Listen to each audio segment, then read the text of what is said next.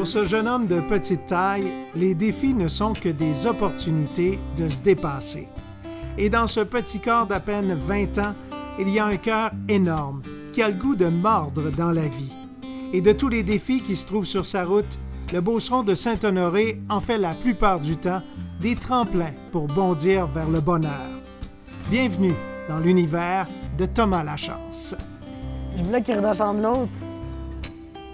Bon vivant à la personnalité attachante, Thomas a appris très jeune à accepter sa différence. Se qualifiant lui-même de personne naine, il ne s'enfarge pas dans les fleurs du tapis. Il préfère tout mettre en œuvre pour faire de son quotidien le plus beau voyage qui soit. Thomas, ta situation de personne naine, comment tu vis avec ça? Comment tu te sens? Écoute, je me sens très bien, puis moi, je l'accepte vraiment. Là.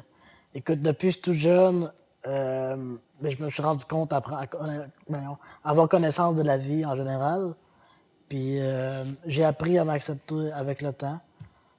Puis je suis heureux dans mon corps. Puis peut-être aussi parce que je l'ai pas connu, c'est comment être une personne normale, qui fait que je l'accepte plus.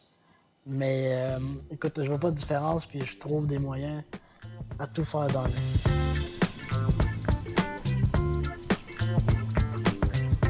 Voulez-vous m'aider à la place de filmer?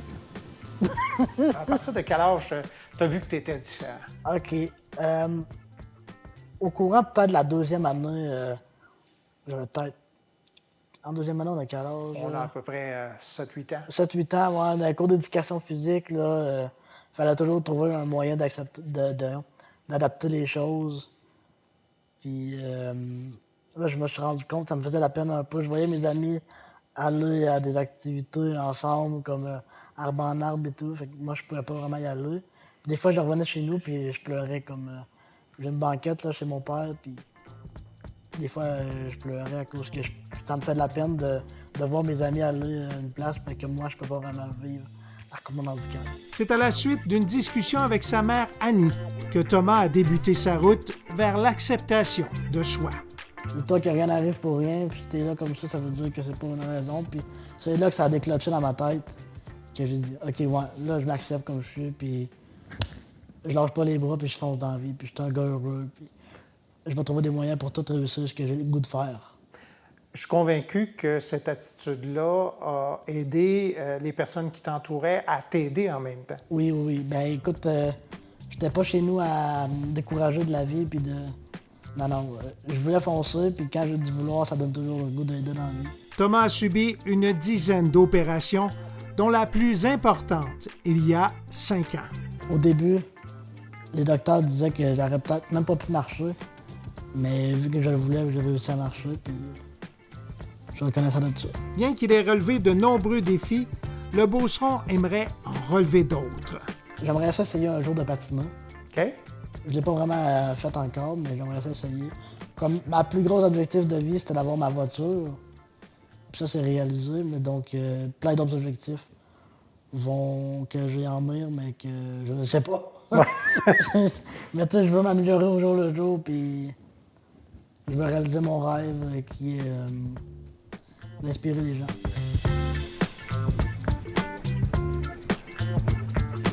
Parmi les défis pour les personnes de petite taille, il y a certainement le fait de fréquenter les lieux publics.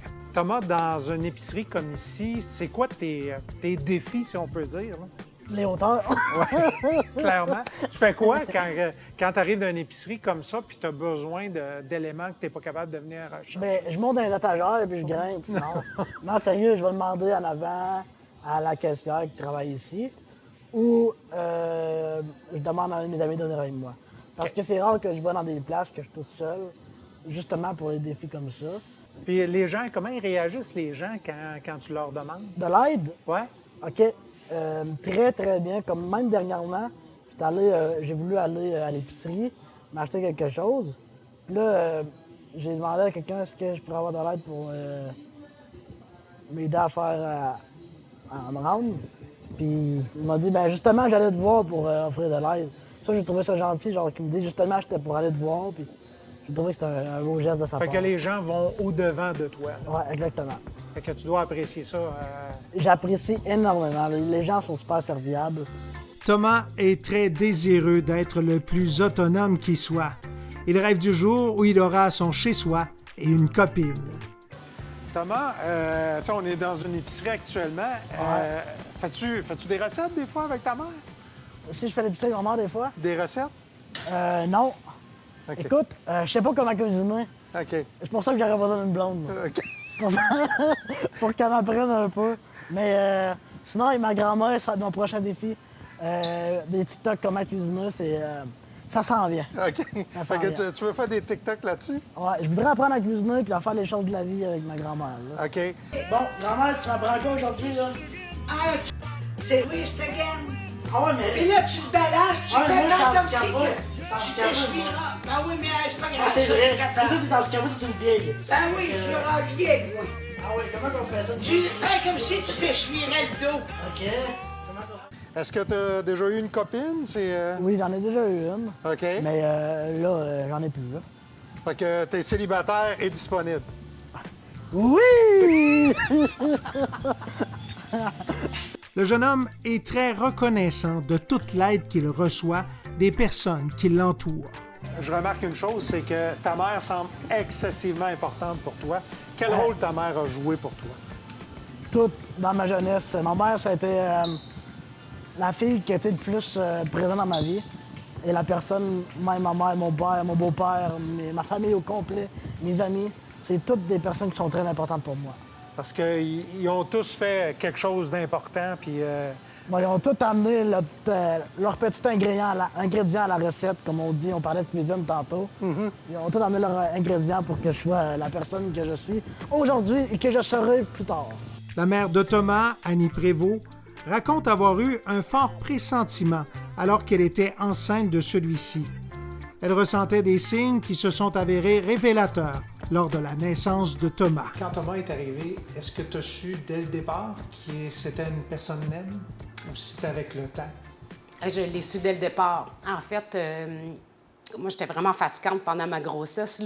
Tous les gens qui me connaissent et qui m'entourent disaient « On a tellement hâte que tu accouches » parce que je sentais qu'il y avait quelque chose de pas normal. Okay. Je le sentais. J'étais même un petit peu... Un pressenti? J'avais un pressenti. Okay. Tu sais, j'avais jamais été enceinte, puis j'ai été enceinte de 7 mois, puis je me disais, non, il bouge pas comme un enfant de 7 mois. Tu sais, je suis infirmière de métier, je travaillais au Centre Mère-Enfant, tout ça, puis j'allais voir mes collègues de travail, puis je disais, non. Puis il veut pas se tourner, puis je faisais les exercices pour qu'il se tournait pas. Fait que je me doutais qu'il y avait quelque chose d'anormal. Puis comme il s'est pas tourné, j'avais une césarienne de cédulée le 9 décembre au matin, à 8 h, la première qui passe à la salle d'opération. Puis là, j'avais une liste de gens à appeler. Hein. On ne savait pas c'était quoi le sexe, on ne savait pas... tu sais, et là, j'ai ma césarienne. Et en sortant, j'avais dit à l'anesthésiste puis au gynécologue, je veux avoir l'enfant tout de suite sur moi. Tu sais, je veux que vous me l'apportiez pour avoir le premier contact. Puis c'est ce qu'ils ont fait. Ils me l'ont apporté immédiatement. Mais là, c'est devenu silence dans la salle d'opération. Okay. Tout le monde arrêtait de parler, mais tous ceux-là qui étaient là me connaissaient, là. Là, ça parle plus. Puis j'en entends une dire, mais là, maman, je sais pas c'est quoi le sexe. C'est quoi le sexe? Fait que c'est un petit garçon. Fait que là, il l'emmaillote, puis il me le rapporte. Puis l'anesthésiste qui était à ma tête, ça a été l'être le plus humain dans cette salle-là, cette journée-là. Et là, il me l'amène près de moi. Puis là, je vois sa main. Puis c'est un enfant, quand ça naît, elle a les mains comme ça. Puis Thomas, il avait la main comme ça. Puis je voyais pas le pouce. Tu sais, il était emmailloté. Puis là, je vois ses doigts. Puis là, il y avait son majeur, il était croche. Puis là, j'étais couchée, là, tu sais, puis je vois je trouve son pouce, j'ai fait comme il est handicapé. Là, puis là, le père, il a comme eu une bonne réaction, là, qui est tout à fait normale. Puis là, moi, j'étais là, les larmes me coulaient, mais j'ai dit, Thomas, maman va toujours t'aimer. C'est ça que j'ai dit, tu sais.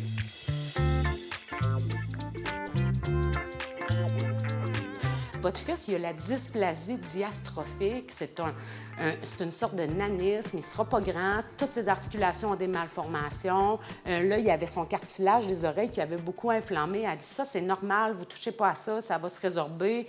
Pour elle, là, elle m'annonçait ça comme... Elle le savait. T'sais. Pour moi, c'était là, on avait un diagnostic. Okay. Puis je ne savais pas si mentalement tout était correct. Fait que c'est pour ça que dès que je l'ai eu, j'ai voulu l'allaiter pour voir si son réflexe de succion était là. Puis là, ça a fonctionné, tu sais. Fait que je me disais, bon, entre les deux oreilles, tout est beau. Thomas a cependant relevé des défis qui ont créé un grand sentiment de fierté chez la maman. J'avais cette idée en tête de dire, je vais essayer de le moins possible d'adapter les choses de la vie quotidienne pour qu'il puisse, parce que sinon, il va toujours se barrer à des échecs où je ne serais pas capable de prendre, je vais au restaurant, je ne suis pas capable de prendre la cuillère, ça prend une adaptation. Fait qu'on en voulait le moins possible. Fait qu'il a appris avec une cuillère normale. Fait que ça a été vraiment la première fois qu'il a mangé tout seul. Puis quand il s'est mis à marcher à l'âge de 2 ans, là, ça a été c'est l'étape. Mais au final, il y en a plein. Il y en a plein d'étapes, le fun. Là, Le fait qu'il conduise un véhicule. Qu'il conduise un véhicule, ça, c'était son rêve, mais c'était aussi le nôtre.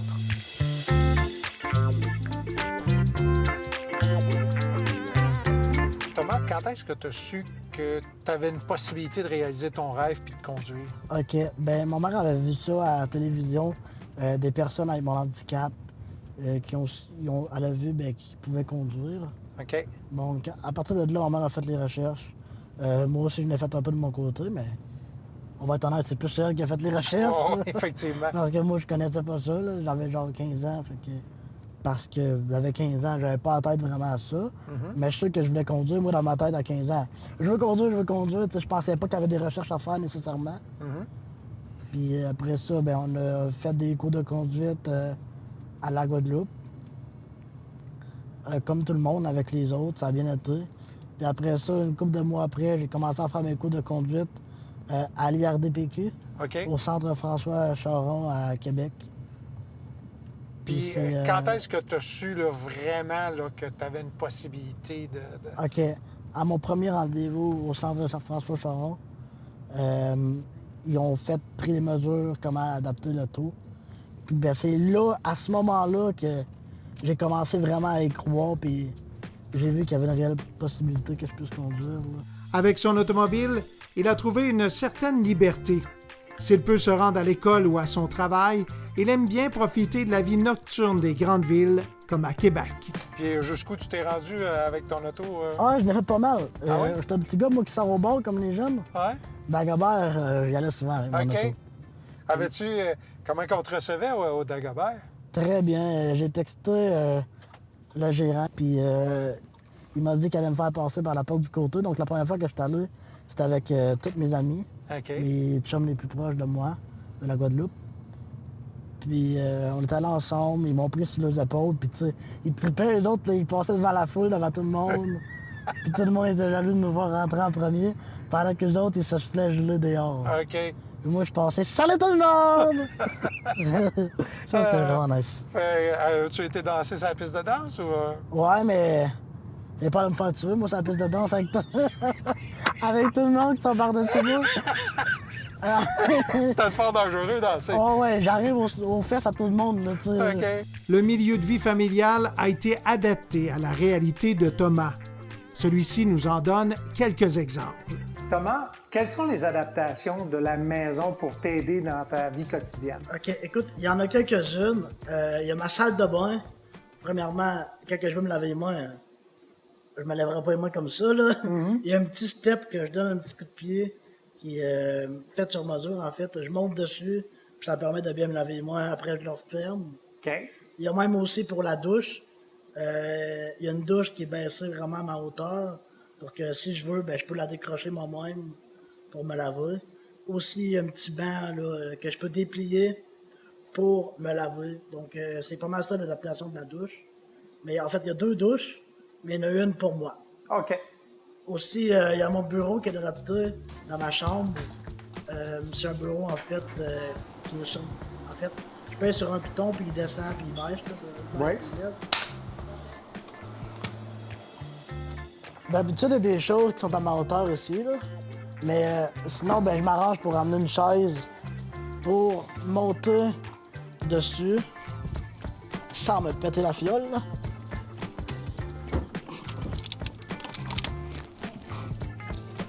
Mais je monte dessus, puis j'arrive à la hauteur de la margarine.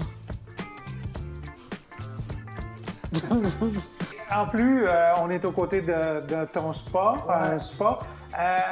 Comment tu l'utilises, ce spa-là, puis pourquoi tu utilises ça? Écoute, premièrement, la raison pourquoi on a un spa de nage, c'est un bain pour moi, là. non, c'est une piscine. Mais ouais, c'est un spa de nage. Qui fait que c'est bon pour mes articulations, mes jambes. Parce que moi, marcher sur des longues distances, je peux pas vraiment. Donc, pour me garder en forme, ben, je fais des longueurs ici. Parce que si je partirais le jet, là, je revolerais à l'autre bout. C'est pas ça qu'on veut, là. Communicateur naturel, Thomas s'est trouvé tout à fait par hasard une passion en produisant des vidéos qu'il diffuse sur les réseaux sociaux. Cette passion lui a permis de rencontrer des personnalités sportives et le mènera peut-être bien vers la réalisation d'un autre rêve. Je veux te parler un peu de ta passion TikTok. C'est parti d'où, ça, là? Écoute, je vais être honnête avec toi, avec vous tous aussi. C'est parti d'une soirée arrosée, je vous dirais. OK. J'étais dans un char avec un de mes amis. J'étais bien chaud, là, je commence à voir un TikTok. Des belles filles qui dansent, là, OK. sur TikTok, c'est ça. Puis là, je dis, crime, je vais essayer ça, moi, tout. Je me suis mis à danser dans un poste à gaz, là, c'était la trend dans un poste à gaz. Puis ça avait pogné genre 20 000 vues. Puis je me suis dit, ah ben moi, je vais continuer à faire des TikTok. Puis depuis ce temps-là, ça fait que monter, puis j'ai découvert une passion, puis je me sens vraiment bien là-dedans. T'en as combien de TikTok de fait de publications? Environ 500, je vous dirais. 500 TikTok environ. Puis tu as eu la chance de faire avec certaines personnalités connues. Peux-tu nous en nommer quelques-unes de ces personnes? Cara Price, Brandon Gallagher, Brad Marchand, Patrice Bergeron. C'est pas mal les personnes qui ont apparu dans mes TikTok, là. Lequel t'as le plus aimé en faire? Ben, j'ai un petit fait pour Brandon Gallagher parce que je partage vraiment une connexion incroyable avec ce gars-là, là. Même dernièrement, j'ai texté que j'allais au Centre Bell. Il m'a dit « Hey Tom, je suis content, ça fait longtemps qu'on s'est parlé. J'aimerais ça que tu viennes me voir après la game dans tout ça. » Puis tout ça a commencé à cause d'une game à NHL ensemble à mon hôpital Shriners. Puis depuis ce temps-là, ben, je parle avec Gallagher 4 fois par année environ. Là. OK. Donc, il était venu nous voir à l'hôpital des Shriners et c'est là que vous avez développé un contact. Ouais, j'ai un lien spécial avec Gallagher. Thomas a des rêves, mais la mère, elle, c'est quoi le rêve pour son fils? Ben, en fait, il réalise un peu à tous les jours, c'est qu'il est heureux. Tu sais, il aime la vie. Parce que si Thomas il aime la vie, en fin de compte, on a gagné comme parents. Parce qu'il y a plein de gens qui ont tout ce qu'il faut, qui ne sont pas heureux. Parce que lui, c'est même pas un doute. C'est comme ça dans sa vie, tout le temps. Il trouve toujours le positif dans tout. Fait que mon souhait, c'est que ça continue, mais c'est surtout qu'il soit autonome pour faire sa vie à lui. Fait que Thomas, c'est un cadeau de la vie? C'est un cadeau de la vie. Déterminé. Thomas, si je te demandais quels sont tes rêves? Mon plus grand rêve, c'est de devenir influenceur, de pouvoir vivre de ça, sincèrement, c'est ça mon plus grand rêve. Mais sinon, présentement, je suis en stage informatique. J'ai pris ce comme à Thetford Mines, une compagnie informatique, parce que j'étudie présentement au cégep à Thetford en technique informatique. C'est vraiment de percer dans mon travail, puis percer en TikTok, puis continuer à inspirer des milliers de personnes. Hey Thomas, merci. Tu es vraiment inspirant. Puis garde ta joie de vivre. C'est vraiment agréable de te côtoyer. Ben merci pour de vrai, c'est gentil. Merci beaucoup.